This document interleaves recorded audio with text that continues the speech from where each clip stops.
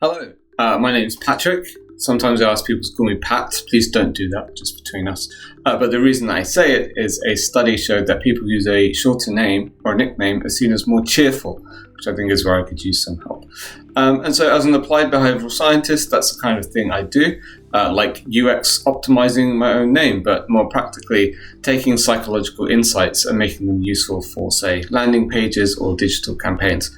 And that's exactly what we'll be doing on this course. So we'll be learning about how people make decisions, what nudging is and how to influence behavior, how, for example, Amazon Prime uses all the nudges it possibly can to stop you from cancelling. We'll also look at the brain's bouncer and how to get onto its VIP list so that you immediately stop people from scrolling their thumbs and you immediately grab their attention and draw them in. Why, for example, we can't help but staring at cute dogs.